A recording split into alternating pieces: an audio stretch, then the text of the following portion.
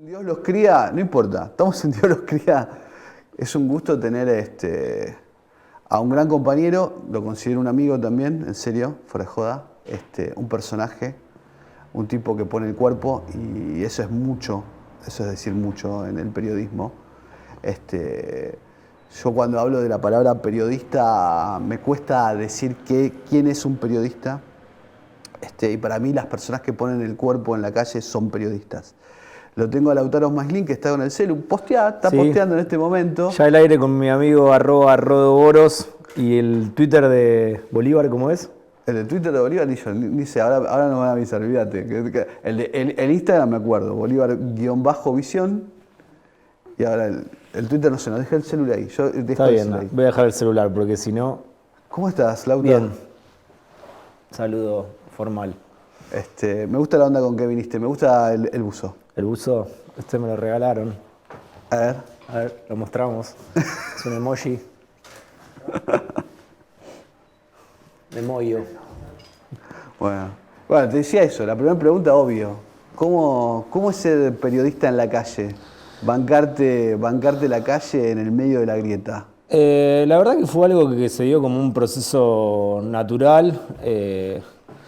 Si bien yo empecé a hacer coberturas en la calle, más que nada en el Congreso, sobre todo en diputados, porque bueno, ahora con el tema de la pandemia y las sesiones mixtas en el Senado había poca concurrencia, pero creo que en el 2018 fue cuando empecé a hacer ese tipo de coberturas, que se fue dando de manera natural y sí, obviamente, reconozco que durante el 2020, todas las manifestaciones que se hicieron en contra de las medidas del gobierno para combatir la pandemia, para cuidarnos, se generó ahí algo medio raro que terminamos nosotros, irónicamente, llamando Marchemos Sin Saber, que muchas veces lo hemos puesto en los graphs.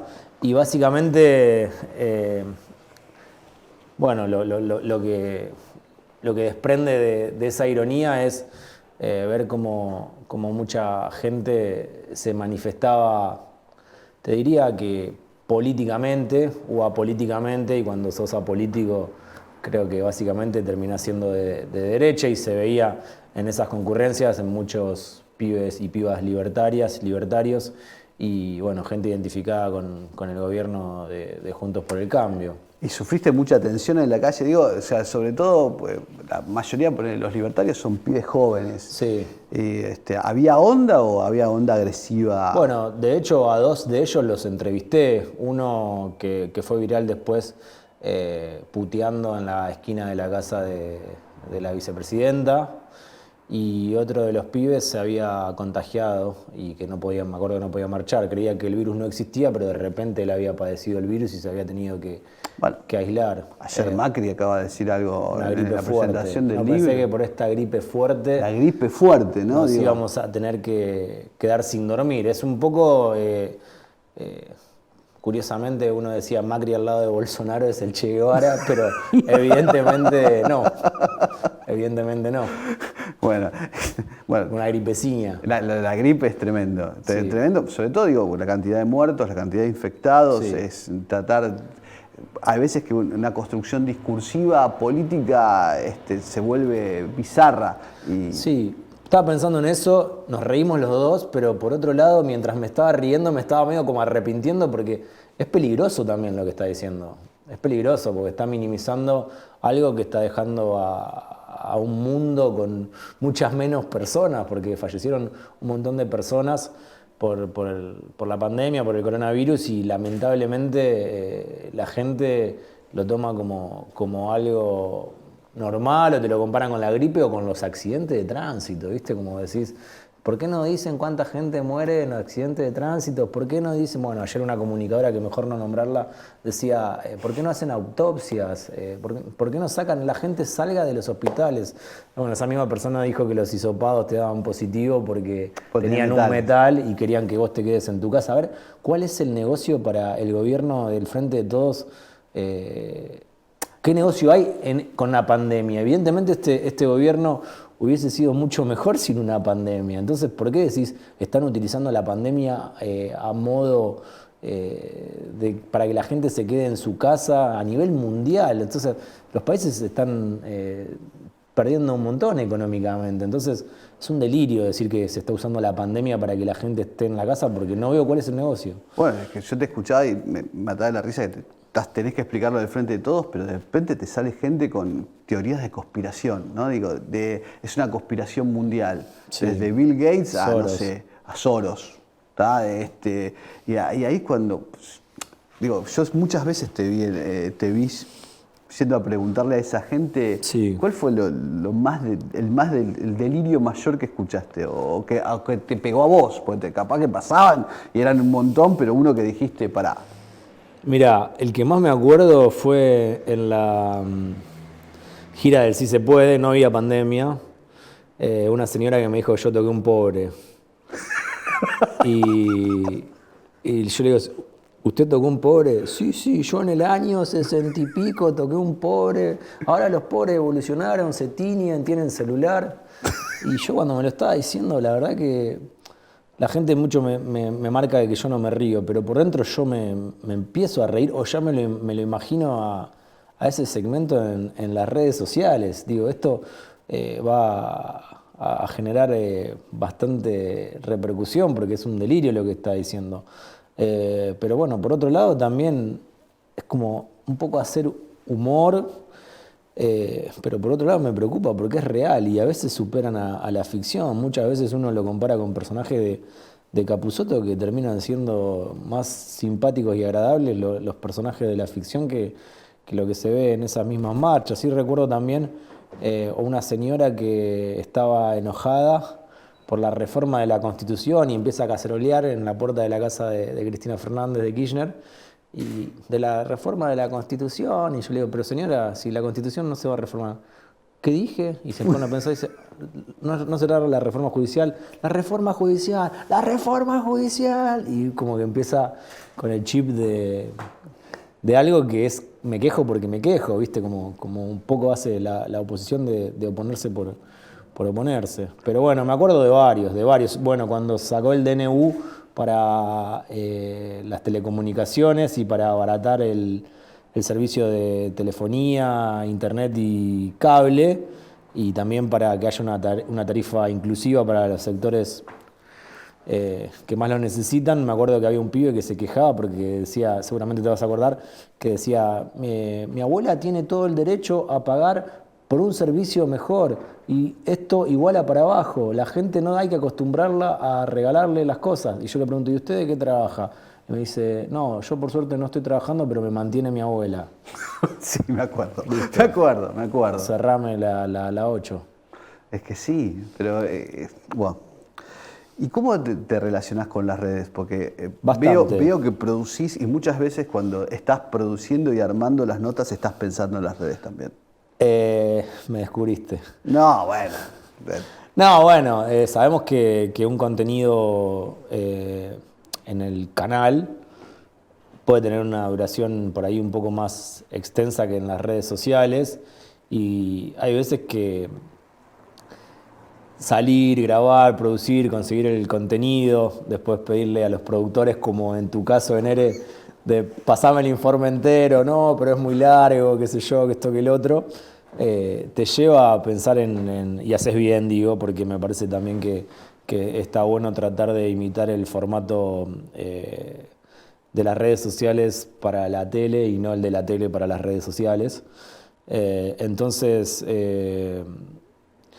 cada vez que produzco algo para C5N, es cierto que no estoy haciendo mucho contenido conmigo como periodista en la calle para las redes, o no estoy haciendo contenido mío para las redes, pero sí estoy haciendo mucho contenido de, por ejemplo, habla Macri, corto algo, sale a Twitter. Vos trabajás mucho en el archivo y sos alguien, o sea, a mí me sorprende que viéndote cotidianamente la memoria que tenés. Más de una vez me he dado vuelta en la pastilla y digo, Lauta, ¿te acordás fechas y momentos y hechos? Tenés un archivo en la cabeza. Bueno, sí, lo que pasa también que vengo de la productora de Pensado para Televisión, que básicamente trabajaba mucho con archivos y bueno, obviamente para mí ahora Sobredosis me encanta, pero bueno, también es como que me crié básicamente viendo TBR, trabajé ahí y, y bueno, creo que esa escuela de PPT se nota mucho en los productores que pasamos por ahí. Yo soy productor más que periodista y básicamente salí a la calle porque me tocó, pero tengo una mirada más de productor que de cronista y creo que me fui formateando como cronista estando en la calle. No, ahí te voy a corregir, ahí me voy a poner, me voy a poner la gorra Sí. por 10 segundos. Sos un periodista de lo que se llama, en algún momento en el 2000, cuando venía la convergencia, el sueño de la convergencia, que se está empezando a hacer real hoy. La idea que el periodista tenía que ser un cronista, tenía que traer la nota, editarla y presentarla. Vos sos eso. Conozco muy pocos, te diría tu caso directamente. Hay otros casos que conocí, pero en lo cotidiano, en la velocidad de la información y sobre todo en el ámbito de la política y la actualidad, creo que sos el ejemplo de lo que evidentemente va a terminar la profesión. Es eso. No, es probable. Yo igual, viste, cuando se habla de que la tele va a desaparecer, seguro que sí, pero para mí falta bastante, ¿eh? Falta bastante. Todos nos reconvertimos. Sobre todo, bueno, iba a decir en la política, pero en el entretenimiento también. Pensá que la sociedad se está acoplando a las nuevas tecnologías y por ahí, qué sé yo, vos sabés cómo sacar un turno para vacunarte, pero hay una persona que de 70 o de 60, más allá de que ya le podría haber tocado el turno, que si no tenés a alguien que te ayude, te quedás sin turno, básicamente, que por eso creo que después los gobiernos fueron decidiendo a que la gente vaya sin turno al lugar. Y creo que falta unos cuantos años, sí creo que vamos en camino a eso. No me voy a poner a defender a la televisión, sino que creo que todavía tiene algunos años más de vida, más de lo que muchos creen y por ahí menos de los que yo creo. Igual te estaba halagando, sacá, ya no te halago más, olvídate. No, si querés está todo bien. Podés hacerlo. Me gusta. ¿Te de gusta? hecho, habíamos quedado en eso. ¿O no? ¿No habíamos quedado en eso? Bien. Y hay otra faceta de Lautaro, Sí. Que es el de músico. Sí. Ahí hay una dicotomía, hay un enfrentamiento, hay una grieta interna en Lautaro entre la música y el periodismo, ¿o es complemento? Y muchas veces se complementan, la mayoría, y muchas veces generan contradicciones, por supuesto. Por supuesto. De chico me hubiese gustado jugar en la NBA. En la NBA, Y yo quería jugar al básquet, ponele. Después quise ser músico y después terminé siendo periodista cuando me di cuenta que de la música no iba a vivir. Tampoco me sobra la plata siendo periodista, pero me alcanza para vivir. Y en algún momento el depender al no ser un músico dotado de técnica y demás, me llevó a siempre depender de bandas, más allá de que yo siempre fui el que generaba los espacios para tocar, el encargado de la sala de ensayo, de las fechas, de las entrevistas y demás. Siempre pensaba que estaba haciendo demasiado esfuerzo y que ese esfuerzo no estaba siendo retribuido con la posibilidad no te digo de ganar mucha plata, pero por lo menos de vivir. Y bueno, en ese momento el periodismo y la producción me generó más comodidad. Una comodidad no del lugar de confort vaga, sino de todo lo contrario, me empezó a gustar. Siempre hice radio vinculada con la música, programas de música, bandas a tocar, muchas bandas que cuando recién empezaban venían al programa que tenía en Radio Colmena, llamaba Viernes, y ahora las ves a todas las bandas en festivales re importantes, y eso la música me generó un lindo linkeo con el periodismo, y sí, obviamente, también el tema estético, audiovisual y demás, siempre lo mezclaba con la música. Y hoy en día, por ejemplo, ahora estoy sin tocar, pero bueno, el año pasado tocamos en la trastienda con mi banda llamada Teleporter y unos amigos que se llaman Juan Rosado con banda. Y bueno, obviamente que lo extraño y lo voy a volver a hacer. Lo estoy haciendo de una manera más a modo de hobby, siempre con una responsabilidad profesional, pero profesionalmente hoy me siento más cercano al periodismo y cuando me preguntaba si se unían, si vos escuchás mis informes, tanto para el diario o cuando presentamos en ERE o en Sobredosis de Sobredosis, siempre va a tener algún linkeo con la música, un guiño con bandas como Louta, Mi Amigo Invencible, La Liga Menores, etcétera. Todas bandas de gente joven, de nueva camada. Marilina Bertoldi, bueno, Virus, hasta el otro día que cuando subimos el video nos decía que por derecho de autor no se podía subir. Bueno, lamentablemente Virus dejó de estar en esa selección, pero siempre trato de linkear la música con el periodismo y de hecho me encantaría hacer un programa de música, me encantaría. Bueno, hay un tema que es el tiempo que nos lleva este laburo. Sí. O sea, y sobre todo yo te veo a vos que no parás. Digo, agarrás y peleás por una cámara, peleás en el sentido de la escasez de las cámaras. Sí, sí, por editar, sentarme. Bueno, ayer llegué a las 3 de la mañana y a las 10:30 estaba editando una nota de un viaje a Salta y a Córdoba con los ministros de Pedro y Bisotti. Y también me gusta, soy un poco obsesivo también, porque podría delegar un poco la edición, pero por otro lado no quiero que nada quede afuera. Y más o menos cuando voy grabando el informe yo ya lo voy editando. De hecho, ayer uno de los prensa que estaban en el avión me decía, ya te vas imaginando toda la edición, porque le pedía el cierre cuando bajemos en Salta de saludarnos y despedirnos. Y bueno, sí, más o menos mentalmente ya lo voy editando en el momento que lo voy grabando. De las notas que hiciste, en este tiempo, ¿cuál es la que dijiste, o cuáles son 2 o 3 que dijiste, estas me marcaron? Capaz no por lo que salió al aire, sino por lo que te pasó a vos en el momento.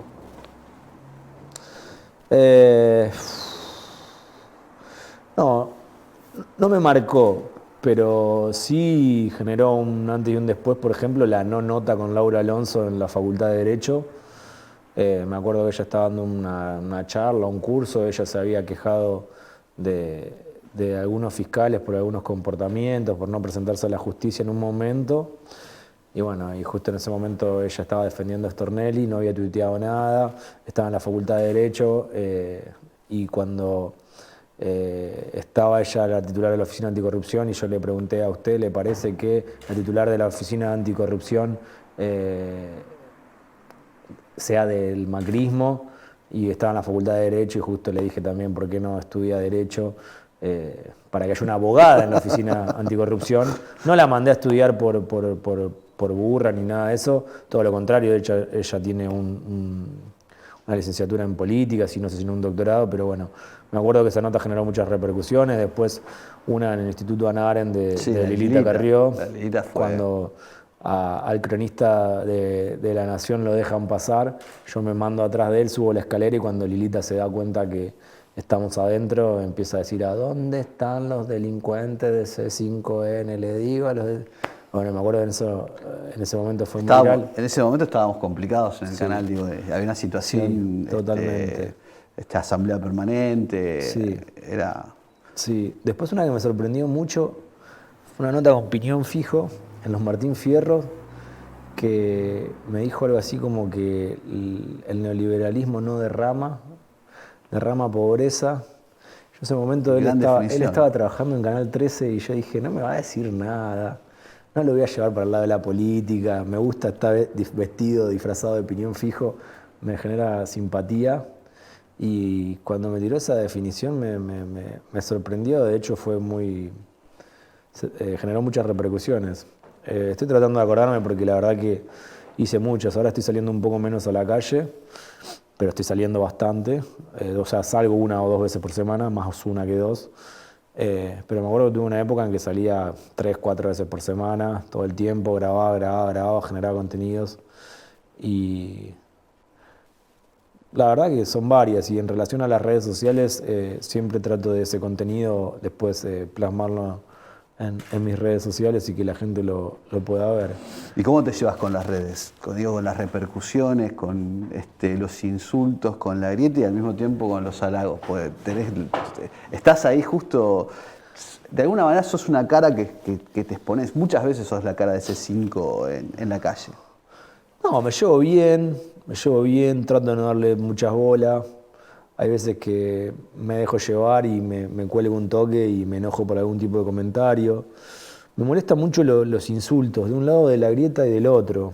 Eh, Cada vez que voy a Córdoba la gente me empieza a decir, y los gorilas, vas a ver a los gorilas, mandale saludos a los gorilas, y escriben los de Córdoba y dicen, no todos somos gorilas. Y la verdad que los insultos, yo te digo la verdad, no pensé que no lo iba a hacer, pero cuando me putean o me bardean, directamente bloqueo ese contenido.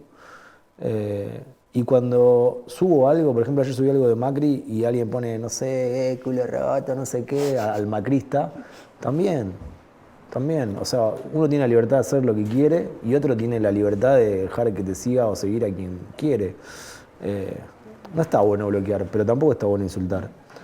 Y creo que estaría bueno poder generar espacios de debates más respetuosos.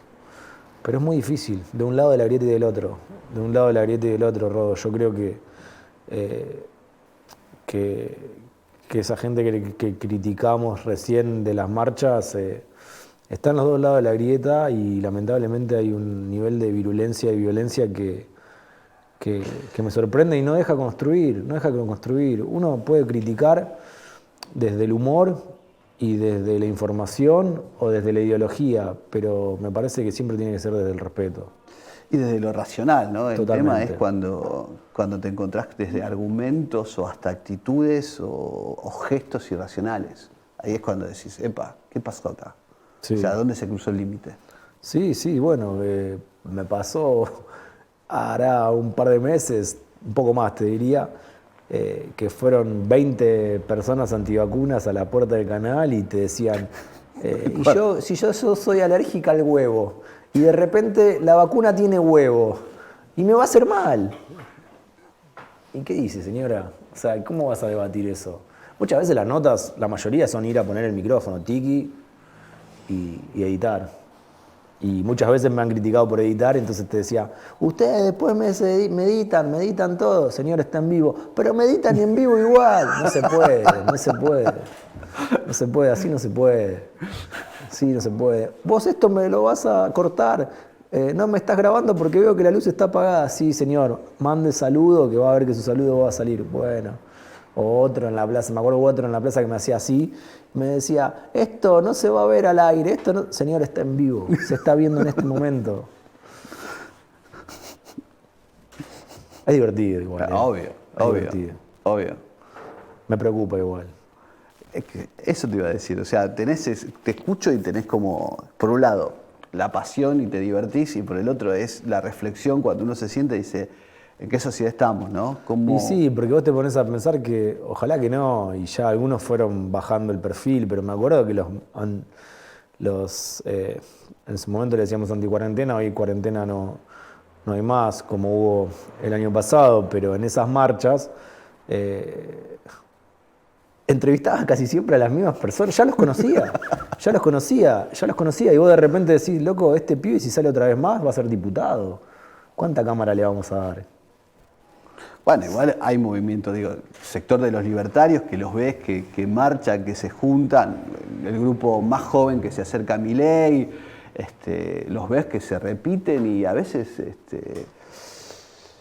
a mí me preocupa sobre todo sus gestos, hay un discurso en lo gestual y que es violento, y a mí me preocupa eso, no sé, quizás estoy exagerando, no sé cómo lo ves vos. No estás exagerando. De hecho, ¿quién se imaginó que Trump iba a ser presidente o que Bolsonaro iba a ser presidente? No sé, capaz que alguien, capaz que el año que viene o este año, no sé, se mete Milei en diputado, ¿me entendés? O se mete alguien que siga a esas personas o a esos referentes. Y sí siento que lamentablemente la derecha se está poniendo cada vez más violenta, más virulenta. Toma como ejemplos lo que sucede en Brasil o lo que sucedía con Trump en Estados Unidos. Y Y la verdad a veces me preocupa escuchar el discurso del ala dura de Juntos por el Cambio, por ejemplo, de Patricia Bullrich, como que se va bolsonarizando Bolsonarización. la política. Y es preocupante, es preocupante. O sea, nosotros nos divertimos, pero por otro lado, el consumo irónico es peligroso. ¿Y a Milei cómo lo ves en ese juego ahora que también ha tenido como sketch en la tele? Porque son sketch, son show. Ahí uno entiende que a veces el político hace show, pero... Yo creo que hay algunos personajes que justamente son más personajes que personas y el personaje se lo termina devorando. Cuando eso es fácil de detectar y pasa a ser un poco más inverosímil, es menos peligroso. Pero creo que por ahora hay que seguir en un estado de alerta con relación a esos personajes. Qué sé yo, ¿vos te lo imaginás al tipo diputado? Sí, por desgracia ¿Y sí. cómo te lo imaginás?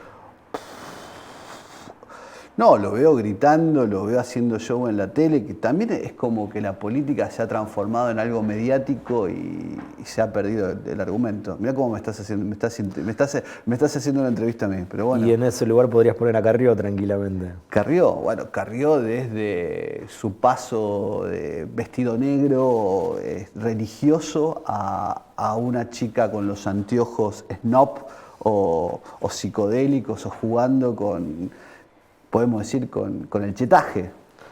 Sí, me acuerdo, me tengo una imagen se me viene de la mente una de ellas saliendo a la puerta de diputados, pero adentro del recinto, prendiéndose un pucho, fumando, gritándole al resto de los diputados. Y bueno, evidentemente, fíjate quiénes son los que más ocupan los espacios en la televisión. Carrió, Patricia Bullrich. Patricia Bullrich, no hay un día que no le dé una nota a La Nación. Sí. Pasa algo y sale desde el auto con el celular, por Zoom, por Skype, por donde sea, y al toque está en vivo. Entonces, el periodismo también se ha transformado en un show, ¿no? Si hay que hacer una crítica, ahí también digo, no sé, lo que me decías antes en el off de Leuco, ¿no? Leuco y su obsesión con Cristina. no quería hablar de Leuco, porque tengo cierto respeto por Leuco. Por favor, no me vas a hablar de Leuco, que lo admiro. Eso era en el off.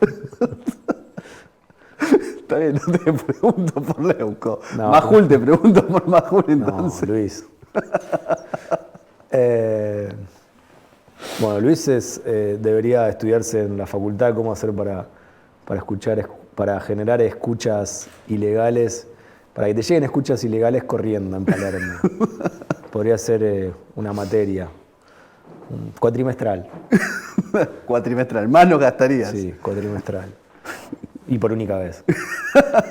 Y en relación a Leuco, lo que te contaba fuera del aire, más allá de mi respeto hacia Alfredo, a veces no me gusta hablar particularmente de algunos periodistas, pero la verdad que Majul, Leuco, La Nata, no son personas que me generen lo que estaba diciendo recién irónicamente. Y me causaba gracia algo de anoche que decía, ahora Patricia Bullrich cuando declare ante Alberto Fernández va a ser tapa de todos los diarios lo que diga Cristina, Patricia, y esa obsesión, ¿viste? Que Cristina, que él no tiene la culpa, pero recuerdo que hace un par de meses en el Graf fue Ritondo y le pusieron Cristina Ritondo. No, increíble. Cristina. Y bueno, y hace unos días también fue el que dijo que se está acelerando el plan de vacunación porque Cristina se dio cuenta que el Frente de Todos está cayendo en las encuestas. Entonces, saquemos las vacunas. Primero no estaban las vacunas, no había vacunas, y ahora las vacunas llegaron como mágicas para generar votos en el Frente de Todos. Y bueno, ni hablar, la verdad que La Nación más está como muy virulento. Es obvio que no voy a trabajar nunca en La Nación más porque no me van a contratar, no porque no quiera. Pero el otro día lo veía a este doctor Camburianes. Sí, no, tremendo. Que decía que él tenía la foto de una persona que había recibido una torta frita y una vacuna a cambio de un voto en una provincia, no dijo cuál era la provincia.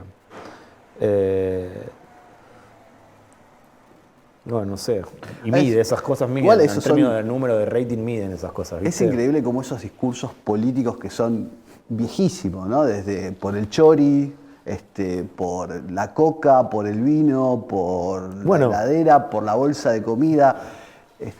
¿qué pasó con Píparo?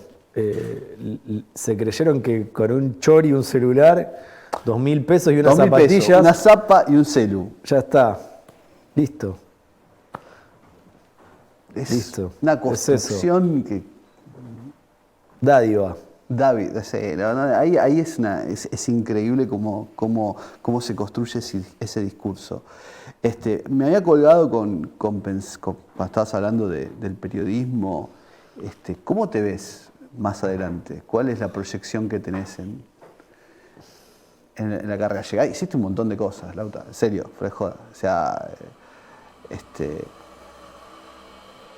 Sí, no, estoy pensando y si bien soy una persona que siempre está viviendo el futuro, él, con más que nada en relación a proyectar, no sé, momentos de ocio. En lo profesional soy como muy tranquilo y confío mucho en los procesos naturales, en que no hay que forzarlos y que muchas veces me han dicho, ¿por qué no vas y pedís tal cosa o haces tal cosa o propones tal cosa? De gente que me quiere mucho. Y por otro lado, yo siempre como que me dejé llevar más por los procesos naturales y no estar, no sé si es mendigando la palabra, pero como pidiendo todo el tiempo y estoy muy cómodo en el lugar en el que estoy.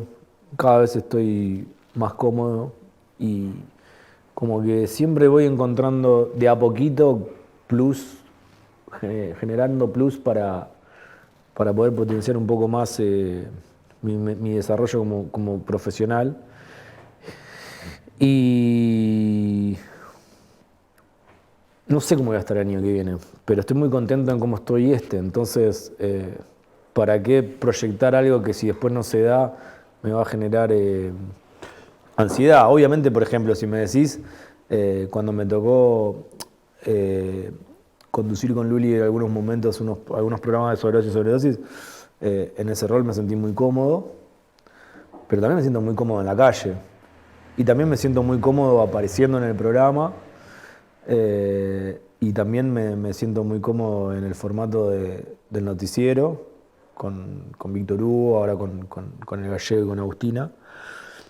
Y me siento muy cómodo con Duban también, cuando hacemos te extrañamos en R, pero bueno. cuando voy también. Bueno, en ERE me siento, es en el lugar a donde por ahí más cómodo me siento y más las últimas veces que fui a ERE hablé muchísimo y me siento cómodo, como me siento cómodo con vos ahora.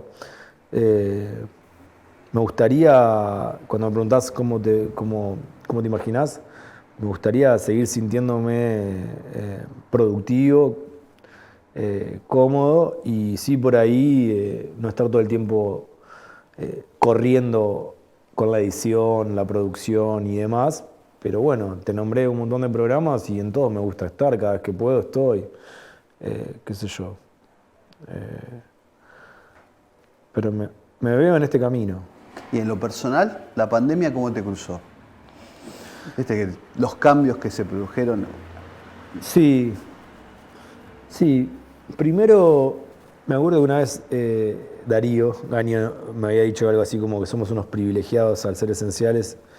Y a mí medio como me hizo ruido, recién empezaba, le dije, no, me parece que somos más, vamos a ser que es una responsabilidad más que un privilegio.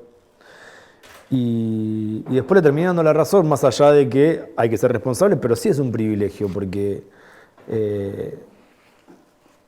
más allá de si esté bien o no que seamos esenciales, que eso no es un debate al que quiero entrar ni me pongo a pensar en eso. Sí sé que estoy seguro que hay gente que es mucho más esencial que los que estamos en los medios de comunicación, pero salir de tu casa a trabajar y volver te hace que una pandemia sea un poco más llevadera y me tocó relacionarme con gente que ha estado encerrada sola o hasta inclusive en algún momento sola y conmigo y, y eso creo que fue más heavy, más heavy.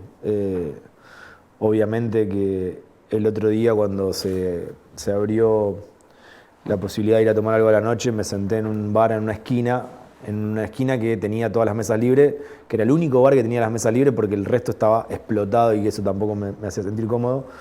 Y te empieza a generar como una esperanza de volver a la vida normal. Obviamente que aún con nuestras posibilidades y nuestros privilegios, como lo decía Dari, seguimos estando limitados. O sea, no tenemos la misma vida que teníamos antes, más allá de que somos afortunados por un montón de cosas y no la estamos pasando tan mal como otras personas que por ahí han tenido que cerrar sus locales o que se han desesperado, han vivido con mucha ansiedad el tema del encierro y la imposibilidad de relacionarte con el resto.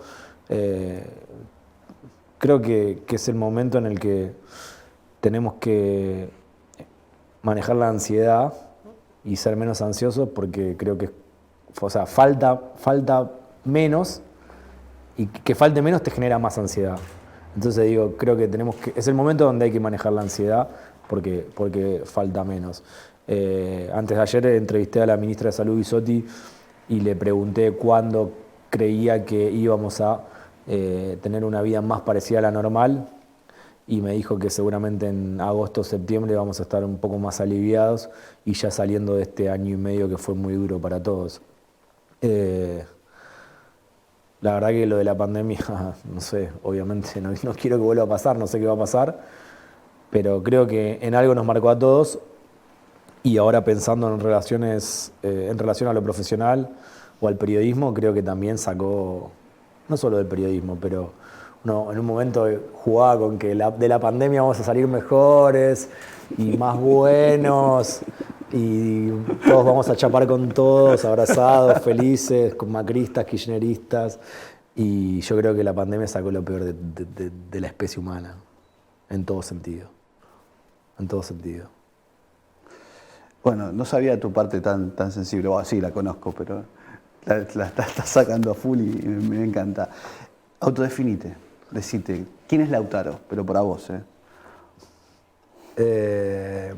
Llamamos a un psicólogo, lo llamo un psicólogo. ¿Vos qué contestarías de rodo, ponele? Te esquivaría, ¿sabes cómo? Que espero que... No te lo voy a decir, no es en este momento. En algún momento lo voy a decir, lo voy a tener que decir en el ciclo. No, está bien, digo un soñador tipo que te comiste, a John Lennon. No. Pero... Bueno, sos un soñador, yo también soy un soñador. En eso lo compartimos. Sí, vos lo dijiste, me considero una persona sensible, empática, trato de poder aprovechar cuando estoy de buen humor, pero sí, qué sé yo, que te digo lo que me gusta la música, me gusta mucho el arte, la cultura, el periodismo y creo que soy una persona que hace todo lo posible para lograr lo que quiere, sin forzar los procesos naturales. Y nada, no sé, capaz que si me haces mañana te contesto otra cosa, pero Es lógico. creo que va por ahí. Lautaro Maslin, un grande. Gracias. Un placer, Rodolfo.